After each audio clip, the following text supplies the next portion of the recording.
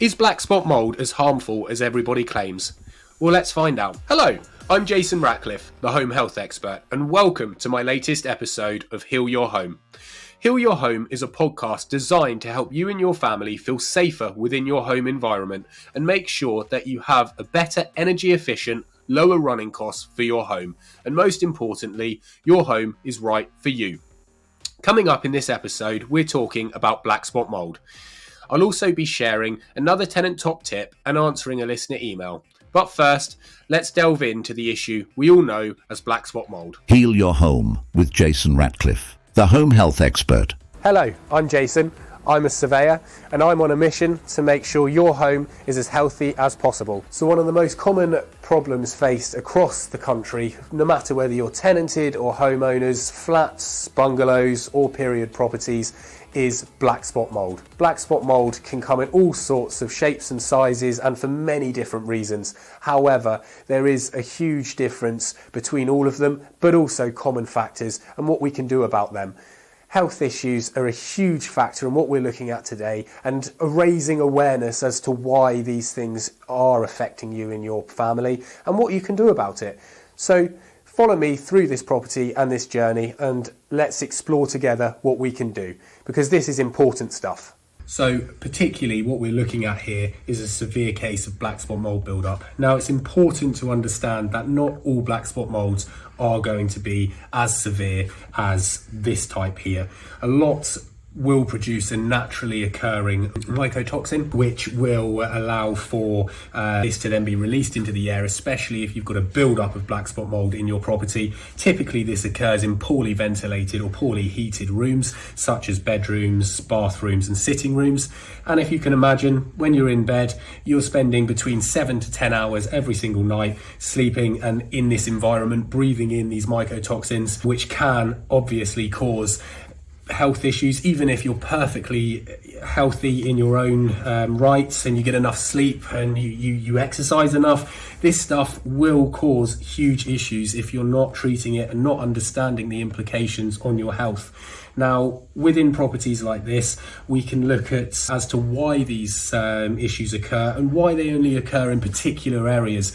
Now, typically, it's what's known as thermal bypass or thermal transfer, where you've got a heated area inside a property and a colder area outside. That area, such as single glazing, will naturally allow for heat to escape through that surface, which will cause what's called cold sinks or cold spots, which is why around windows and doors and sort of junctions between ceilings and walls are particularly notorious for places where condensation will start to be attracted to these cold areas and therefore be a perfect breeding ground for black spot mould. Any contact you have within a poorly ventilated room that are releasing these mycotoxins can cause sensitivity to, black spot mould, or you're looking at dust, any kind of issues related to dust, onsets of bronchitis, if you can't sleep, if you're starting to get migraines.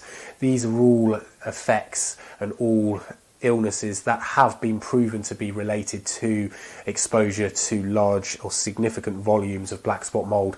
So this is a serious matter and it does need to be taken seriously. Now, within a property like this, what can we do to fix such issues? Ventilation is a huge key issue within a bedroom. You can install trickle vents. Trickle vents are the vents at the top of windows to allow for a natural air circulation through a property. This will help with reduction in condensation and what we call absolute humidity, so the amount of moisture within the air. This then reduces the amount that can settle into condensation, but also upgrading to thermal insulations around window and doors, such as double glazing. You may need to get a conservation expert involved or listed building, depending on your type and restrictions in your property, but it's always doable.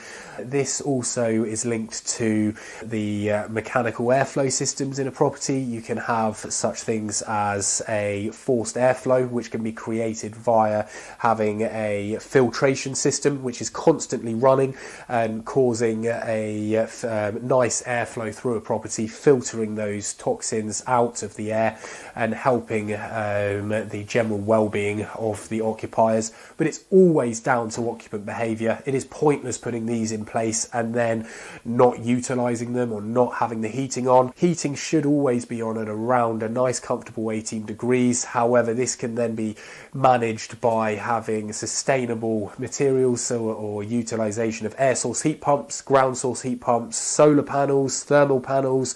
There's a whole array of things that can help reduce the cost, because it is expensive. Some maintaining heats or having heat on in a property.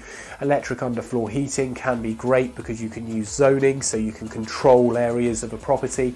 So all of these are top tips that can help reduce your exposure to such things as black spot mould.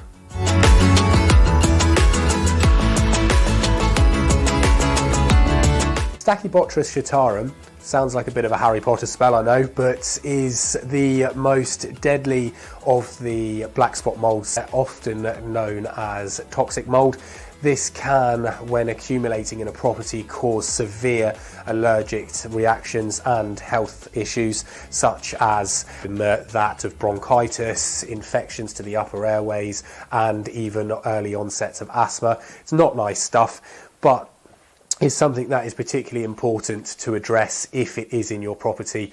Now, this sort of black spot mould is very common in more cellulose fibre, such as fibre boards, and linings such as wallpapers, and also grows in areas that have naturally damp long-term saturation, such as water penetration, rising dampness, things like that. So it's all things to look out for in a property. And is also incredibly noticeable, and it kind of has a greeny black finish to it. It's more distinguishable than the standard black spot mould, so you should be able to identify it with relative ease. So one of the areas that are of most concern within a property is your kitchen. Now, kitchens, as you can imagine, you've got saucepans, you've got kettles, lots of cooking, and it's a cooking environment, so you're going to have a lot of condensation, a lot of steam.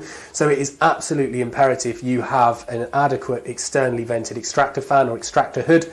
Now, this has to be, depending on the size of your kitchen, as what we know as the cubic meterage, has to be adequate. So if it's too small, you may think, yes, great, I've got an extractor fan in my kitchen, but actually, is it doing the job that you need it to do? This is a prime example. So here we've got an externally vented extractor fan. It operates, it's externally vented, and has a runoff, which is once the lights are switched off, it carries on ventilating and extracting that condensation. But actually, when you look at the surrounding room, this is really not adequate at all for this environment. And actually, this is also the cause for a lot of the condensation build-up, inevitably, which turns into black spot mould after that.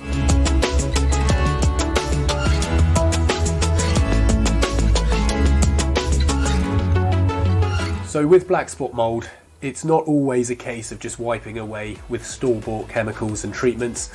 It can often leave aesthetic staining and damage. Now, it's important this is mainly aesthetic and is very rarely ever leading into anything structural or permanent. However, it's not pleasant to look for, and it is always a reminder that you have black spot mould issues. So it's always important to look for the root cause as to why this is being affected and why condensation is forming in such areas to then form black spot mould.